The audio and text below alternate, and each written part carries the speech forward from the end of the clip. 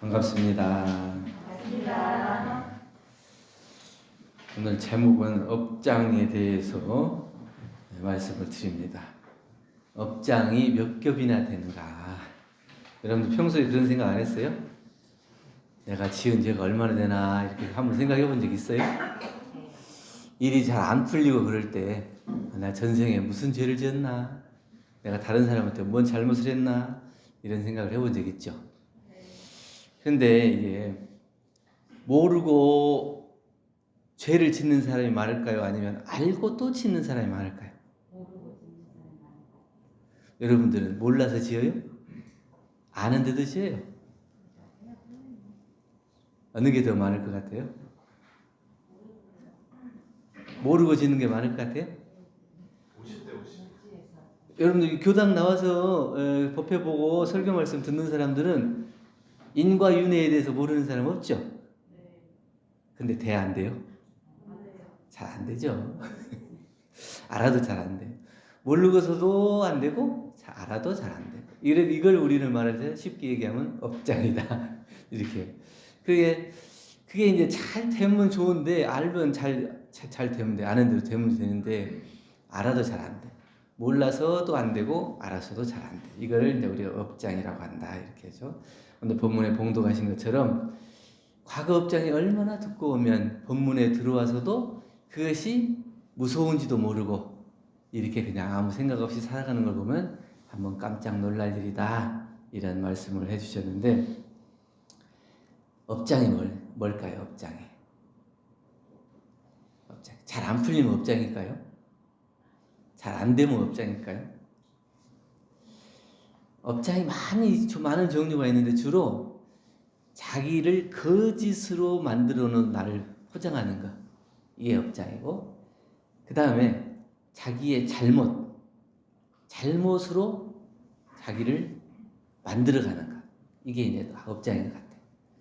근데 거짓이라고 하는 것은 알지만 그것을 인정하지 못하고 그것이 아닌 것처럼 포장하는 것이 거짓이에요. 그것은 이제 내가 알면서도 짓는 죄고, 그 다음에 모르고 짓는 건 뭐냐면 잘못하는 거예요. 내가 잘하고 싶지만 모르기 때문에 잘 못 되는 거야. 그러니까 잘 몰라서도 짓고 알아서도 짓고, 이것이 다 우리의 이제 업장인데, 다 끝난 것 같이 생각되는데 또 생각해보면 또 안 돼요. 이것이 계속 반복되더라고요. 이만큼 했으면 이거는 좀 쉬워질 것 같은데 지나고 나면 또 안 돼요. 왜 자꾸 됐다가 또 안 됐다가 그럴까요? 그 업장이 이만큼 됐으면, 이만큼 힘들고 고생했으면 좀 이제 과거에 많이 지었다 해도 조금 얕아지고 좀 가벼워질 것 같은데 그게 잘 안 된다고요. 왜 그럴까요? 과거에 지은 것을 현재 와서 잘 살기만 하면 얇아질 것 같아요. 근데 과거에 지은 건 지은 거고 현재는 또 지어요. 그러니까 없애고 쌓고 없애고 쌓고 이것이 계속 반복되기 때문에 그 업장의 두께가 점처럼 얇아지지 않는 것 같아요. 이번 생에 와가지고 완전히 다 죄는 안 짓고 그냥 착한 일만 하는 사람이 있어요? 그게 잘 안 되잖아요. 그러니까 지어놓은 것은 갚으면서 또 짓고, 그러면 이 지은 것을 또 언제 갚아야 돼요? 다음에 또 갚아야 하고. 그러니까 계속 그 두께가 얼마나 닦아야 이게 얇아질까요? 이런 생각을 하면서 업장이 몇 겹이나 되나 이런 생각을 했습니다. 예전에 이제 경어 스님이라고 하는 이제 근세에 걸출하신 스님, 그 밑에 여러 제자가 있는데 수월 스님이라고 하는 분이 계셨어요. 이분은 아무런 사심이 없이 사는 분 같아요. 그러니까 이분이 산에 가면 산새들이 보이고 동물들도 가까이 가고, 그 사납다고 하는 뭐 호랑이도 해칠 마음이 없이 함께 이렇게 다닐 수 있는 이 정도로. 그래서 옛날에 이제 만주에 가면은 만주가 엄청 춥고 험악하잖아요. 그러니까 사람만 그렇게 억세지는 게 아니고 동물들도 억세해야 돼. 살아남을 수 있나 봐요. 그러니까 그 만주에 사는 개는 그 세포드보다도 훨씬 더 사납고 무서웠대. 그래서 이제 청담 스님이라는 분이 계셨어요. 이분이 그 만주에 갈 때 내가 그 길을 이렇게 물어서 가려고 그러다 하다가도 그 개가 무서워가지고 그걸로 못 가고 한참 돌아가는 일이 있었다. 그러면서 그걸 생각하면 부끄러운 생각이 났다. 왜냐하면 이 수월 스님은 그렇게 모든 동물들이 아무 거리낌 없이 모여들고 가까이 하고, 그러니까 하고 다니는 것은 막 누더기 이렇게 입고 다니고 신발도 막 엉성하게 신고 다니고 그러는데 그 개들이 봤을 때 낯선 사람이고 또 행색이 그러니까 거부하고 짖고 이렇게 사납게 할 수도 있을 것 같은데 그 수월 스님이 지나갈 때는 아무런 미동도 안 하더라. 그냥 잠자고 있어요. 다른 사람이 지나갈 때는 엄청 화나게 하고 여기 짖고 경계하고 쫓아내고 이러는데 그 스님이 지나갈 때는 아무런 그런 것들이 없더라. 그건 뭐냐면 탐진치라고 하는 삼독심이 완전히 떨어져 버린 그런 도인이기 때문에, 그러니까 동물들도 보면은 자기를 해치려고 하는 사람 기운을 느끼면 그걸 방어하기 위해서 짖는 거예요. 근데 저 사람은 나한테 아무런 해가 없는 것 같아. 그럼 내가 신경 쓸 일이 없는 거예요. 우리도 마찬가지예요. 나한테 잘해주고 좋은 사람은 옆에 와도 아무런 거리낌이 없어요. 근데 평소에 나한테 잔소리하고 미운 소리하고 또 보기만 불편한 사람이 오면은 왠지 모르게 마음이 불편해가지고 자꾸 피하고 싶고 또 뭐라도 해가지고 이유를 만들어서 멀리 떠나고 싶고 이런 거거든요. 그래서 그런 분을 볼 때 완전히 삼독심이 다 없어진 그런 도인이셨다. 그런 걸 볼 때 내 마음속에 다른 생명을 해치려고 하는 그 마음이 있기 때문에 그 개가 나를 사납게 한 게 아니냐 이런 생각을 해서 부끄러운 생각이 들었다 이런 말씀을 하신 적이 있는데, 그러면 어떻게 하면 우리의 업장이 가벼워지고 소멸될 수 있을 것인가, 이거를 한번 생각을 해봤습니다. 첫째는 간절한 신앙과 투철한 수행으로 회복의 주인공이 돼야 이 업장이 가벼워질 것 같아요.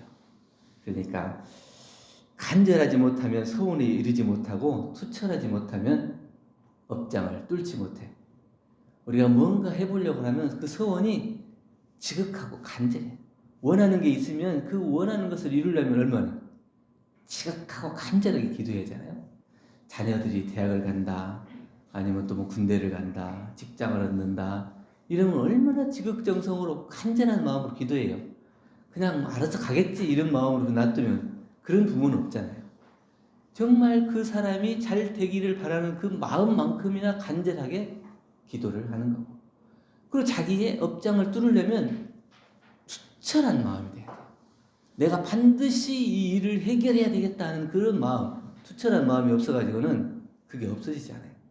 자기가 안 좋은 습관이나 잘못된 이런 일들을 내가 자꾸 반복해서 실수를 하면 내가 다시는 이런 일을 겪지 않게 했다, 이런 정말 투철한 마음이 없으면 그게 또 되고 또 되고 계속 반복돼요. 그래서 그 업장이 가벼워질 수가 없어요.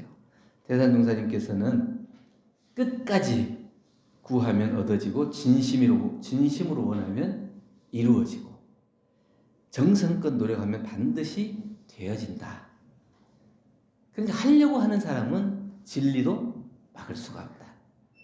하려고 안 하기 때문에 그냥 그대로 가지고 있는 업장을 그대로 또 살아가는 거고 힘들고 어렵게 살아가는 거지, 내가 이것이 이번에는 분명히 바꿔야겠다, 이번에는 이 업장을 반드시 털고 가야 되겠다, 이런 마음으로 지극하고 간절한 마음으로 투철한 생각을 가지고 그것을 한다면 그것이 안 될 수가 없어요. 지극한 정성이면 진리도 막을 수 없다고 그랬기 때문에 우리가 그 마음이 얼마나 간절하고 투철한지. 예전에 정약용 선생님이 가르친 제자 중에서 황상이라고 하는 사람이 있었어요. 이분이 15살 때 이제 정약용 선생을 처음 만났대. 근데 다른 사람보다 좀 떨어진 것 같아요, 학습 능력이. 그러니까 끝나고 나면 항상 이 사람을 뒤에서 열심히 해라, 최선을 다해라, 이런 노력을 부탁 말씀을 하시는 거예요. 그러니까 이 황상이라는 사람이 이래서 저한테는 열심히 해보려고 하는데 세 가지 문제가 있습니다. 뭐냐? 저는 너무 둔하고 또 앞뒤가 꽉 막혔고 답답해요. 이 세 가지 문제가 있어서 열심히 해보려고 하는데 잘 안 돼요. 이렇게 얘기하니까 정약용 선생님이 그런 말씀을 하십니다. 배우는 사람은 세 가지 문제가 있는데 네가 말한 세 가지는 그 안에 안 들어간다. 첫 번째 문제는 뭐냐? 민첩한 사람이다. 이 사람은 탁월한 능력을 가지고 있어요. 그러니까 일이 빨리빨리 돼요. 그러니까 이 사람은 대충대충 한다. 자기가 언제든지 하면 그 일을 할 수 있다고 하는 머리가 있기 때문에 대충 끝내놓고 그냥 말아버리는 거예요. 두 번째는 예리한 사람이 있다. 이 사람은 자기가 글을 쓰면은 자기가 글이 자기 마음에 담겨서 쓰는 게 아니고 얼마나 멋진 말로 다른 사람들이 감동할까 이런 것만 생각해서 뽐내기나 하지 그 진심이 담기질 않는다는 게. 세 번째는 재빠른 사람. 일 처리하면 살이 분명히 빨리빨리 돼요. 그래갖고 이렇게 하면 이렇게 되고 이렇게 하면 이렇게 되고 빨리빨리 처리하는 사람이 있어요. 이런 사람들은 투철하지가 못하다. 그러니까 정성이 오래가지 못한다. 이 일을 보면 볼 때 딱 바로 가리가 나거든요. 이건 이렇게 하고 이건 이렇게 하고. 그러니까 그걸 빨리빨리 해결을 하려는 능력은 있는데 그래서 오랫동안 지속해서 하는 능력이 없다. 그래서 너는 세 가지에 들어가지 않는다. 보통 많은 사람들이 처음에는 다 서툴다. 그런데 이것을 갈고 닦고 하다 보면 익숙해지는 것이지 처음부터 잘하는 사람은 없다. 그런데 되어지는 사람은 뭐냐면 확고한 마음을 놓지 않은 사람. 이 사람은 결국은 그것을 이룰 수가 있다. 그러니까 정성을 다해서 공부하면 너도 된다. 이런 얘기거든요. 그것이 꼭 그 공부에만 하는 게 아니고 우리의 마음 쓰고 작용하고 다른 사람을 만나고 하는 모든 것에 있어서 똑같은 것 같아요. 자기의 재주나 능력이나 실력이나 이런 것들만 앞세우고 뽐내고 이런 사람들은 실수하기가 쉬워요. 근데 오히려 부족한 사람들은 자기가 부족하기 때문에 조금 더 다른 사람보다 조금 더 열심히 해야지, 더 정성을 들여야지, 더 오래 해야지, 한 번 더 챙겨야지 이런 마음이다. 그러면 그렇게 자꾸 챙기고 정성 들이고 오랫동안 하는 사람은 실수가 적을 수밖에 없죠. 그래서 성공하는 사람 보면 재주가 좋아서 성공하는 사람보다는 그 정성스러운 사람이 성공하는 사람이 많아요. 이게 회사도 좋은 회사 들어가면 한 3개월, 1년 있다가 다 그만두고 딴 데로 이직률이 높아요. 근데 내가 좀 부족하다 하는 사람이 그 회사에 들어가면 오랫동안 있어요. 그러면 30년, 40년 근속하고. 그럼 그 사람은 꼭 능력이 없어서 거기에 있는 것이 아니에요.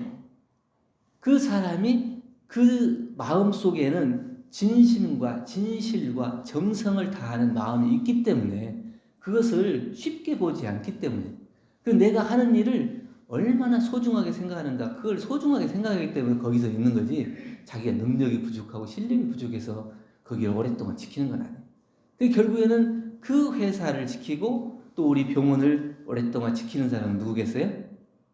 오랫동안 그렇게 공을 들이고 정성을 들이고 최선을 다하는 사람이 그 직장의 주인이 되는 거예요. 그래서 투철함이라고 하는 것은 정성이에요. 또 지극하고 간절한 마음이에요. 그것이 우리한테 있는 것이 중요한 거지 재주나 능력을 앞세우는 게 아니다. 둘째는 내가 보고자 하면 보이고 듣고자 하면 들리는 거예요. 보지 않으려고 하니까 안 보이는 거예요. 듣지 않으려고 하니까 안 들리는 거예요. 그러니까 내가 보려고 하는 것은 어디냐? 내가 좋은 것, 또 은혜로운 것, 감사한 것만 보려고 하면 그게 보일 거예요. 근데 내가 미운 것, 원망스러운 것, 짜증나는 것, 그것만 보려고 하면 그것이 보여요. 내가 뭘 보려고 하는지, 뭘 들으려고 하는지, 그걸 생각해 보면 그것이 보이고 그게 들려요. 그럼 여러분들이 지금 고마운 일이 보여요? 아니면 고마운 일이 들려요? 아니면 원망스러운 일이 보여요? 들려요? 고마운 일이 많이 보이고 들리죠? 네, 그러면 공부를 잘하는 거고. 그러니까 내가 뭐가 보이는가는 나를 봐야 돼요. 저 사람이 뭘 해서 그 사람을 판단하는 게 아니고 저 사람에게 보이는 모습이 나에게 어떻게 비치는가, 이걸 보면 내가 어떤 눈으로 보고 있고 어떤 귀로 듣고 있는가, 그거를 알 수 있어요. 그래서 내가 보는 것, 내가 듣는 것을, 그것을 놓고 내가 공부를 해야 내 업장이 얕아지는 거지. 다른 사람이 잘하고 잘못하는 것만 보고 그것을 지적하고 너는 왜 못하냐고, 왜 이렇게 하냐고 자꾸 그렇게 할 것이 아니라 내가 뭘 보고 있냐, 내가 뭘 듣고 있냐, 그것을 볼 수 있어야 돼요. 은혜롭고 보면은 모두가 은혜고, 미움으로 보면은 원방할 일이 가득하죠.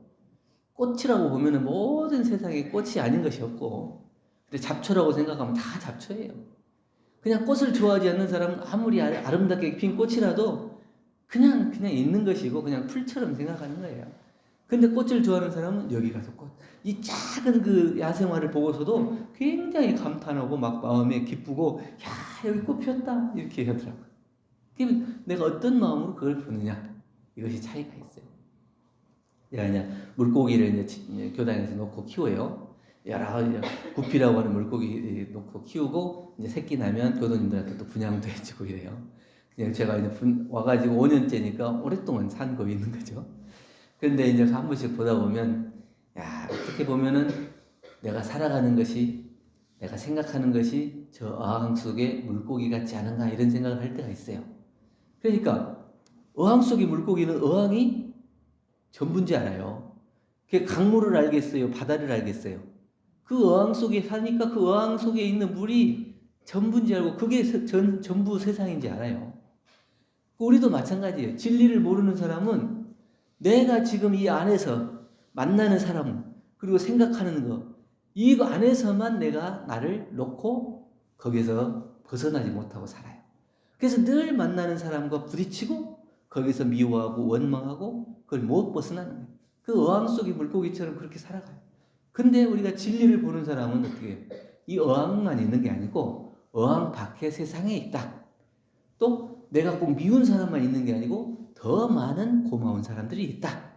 이것을 아는 사람은 여기에서 조금 힘든 일이 있더라도 더 기쁘고 좋은 일을 발견할 수 있어요. 이래서 이제 그 진리를 발견해 나가야 나의 업장이 해소가 되는 거예요. 근데 여기서 못 벗어나면 계속 거기서 집착돼 있어서 그 업장을 못 벗는 거예요. 또 다음에 또 어항 속에 그만큼 공간에서 그만큼의 사람들 만나서 그만큼의 마음으로 주고받고 하면서 몰라. 진리를 모르고 영생을 모르고 인과를 모르고 그렇게 살아갈 수밖에 없다. 그래서 자기가 가지고 있는 재주라고 하는 작은 어항 속에서 못 벗어나고 다른 사람에게 자랑하고 또 내 재주를 안 알아주면 미워하고 원망하고 그렇게만 살아요. 다른 사람의 재주를 인정하고 또 다른 사람에게 있는 것들을 발견할 줄을 모르고 더 큰 세상을 보고 배울 줄을 모르는 거죠.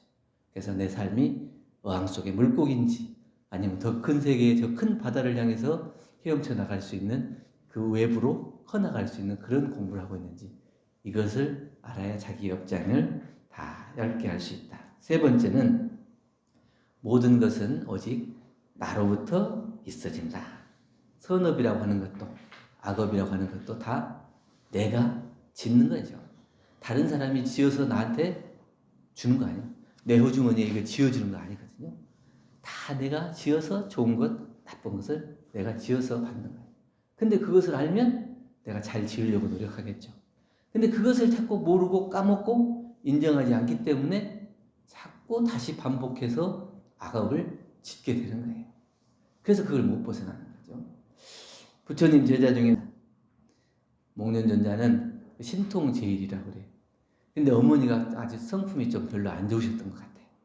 그러니까 맨 나쁜 짓을 많이 해요. 그러니까 제발 그렇게 하면 안 된다고 말씀을 드려도 그게 과거의 악습인지 그게 잘 안 돼요. 그러니까 어느 날 이 목련존자가 기름 속에 팔팔 끓는 기름 속에다가 손을 집어넣었어요. 그러니까 어머니가 깜짝 놀라가지고, 아니 왜 그 뜨거운 기름 속에 손을 집어넣냐? 안 아프냐? 이렇게 걱정을 하니까, 그러니까 이 뜨거운 기름 속에 팔을 집어넣으면 왜 안 뜨겁겠습니까? 근데 어머니가 하시는 것을 보면은 정말 그 삼독심을 없앨 수 없는 그런 악행을 짓는데도 그것이 안 고쳐지고, 그런데 제가 여기다가 뜨거운 물 속에다가 기름 속에다가 손을 넣어서 뜨거우면 엄마가 아파요, 안 아파요? 안 아프죠. 그런데 나중에 엄마가 이 악업을 지어가지고 받게 될 고통을 내가 생각하면 내가 대신 받아줄 수 없는 건데, 그 엄마가 모자 관계로 돼서 엄마를 생각할 때 너무 가슴이 아프다. 근데 그것을 알려주고 싶어. 그래서 그것을 그렇게 하는 거예요. 근데도 자기가 그것을 깨닫지 못하면 안 되더라고. 그걸 뭐냐면 우리는 각성을 해요, 각성. 이게 동물들은 식식이 있어, 식식. 이게 뭘 먹어야 되나? 먹을 것과 안 먹을 것을 아는 거, 이게. 알아차리는 거예요. 그러니까 먹을 걸 아는 것과 모르는 거, 이런 식식이 있는데, 우리 사람은 뭐냐면 영식이라고 있어요.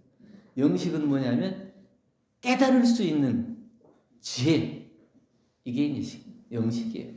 그 영식이 있는 사람으로서 어떻게 악업을, 그 무거운 악업을 알면서도 계속 반복할 수 있냐. 그래서 내가 악업을 한번 둘러보고 과연 얼마나 두꺼운지, 몇 겹의 악업을 입고 있는지, 그것을 생각해서 한 겹씩 벗을 수가 있어야 돼요. 어떤 사람이 매일 남편이 술만 먹으면 들어와가지고 매질을 해요. 근데도 그걸 못 떠나고 맞고 살아.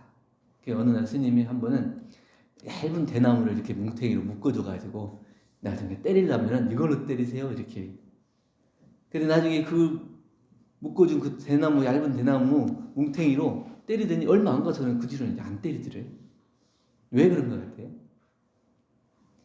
이 남편이 전생에는 이 부인이 우마, 그러니까 소나 말이었어요. 근데 그 소나 말을 다룰 때 채찍질을 하도 해야 되는 거야. 그러니까 그 당하면서 너 나중에 두고 보자 이렇게 한 거지.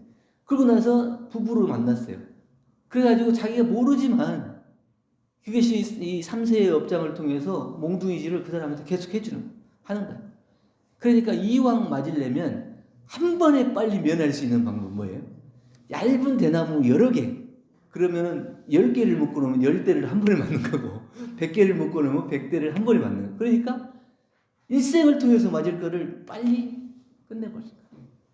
이것이 이제 업장을 소멸하는 방법이고 지혜가 있으면 이렇게 되고, 우리가 자각이 있고 각성이 있고 영식이 있으면 자기의 업장을 한번 둘러보고 과연 나는 어떤 방법으로 어떻게 해야 이게 열어질 수 있을 것인가, 이렇게 생각하고 자기의 업장을 한번 잘 녹여내고 벗을 수 있는 그런 공부를 해야 된다.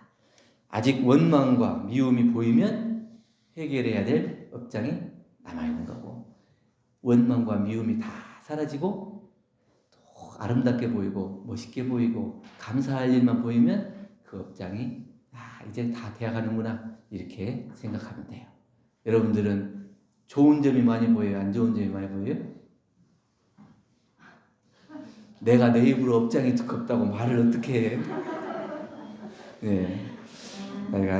다행히 주세불 대종사님 회상에 와서 영생과 인과의 이치를 보고 듣고 배웠기 때문에 우리가 각자의 업장을 한번 생각해서 이번 생에는 반드시 업장을 소멸하고 또 얇게 해서 그 진리 생활을 잘하고 행복한 날들이 될 수 있기를 염원하는 마음으로 함께 공부했습니다. 감사합니다. 감사합니다.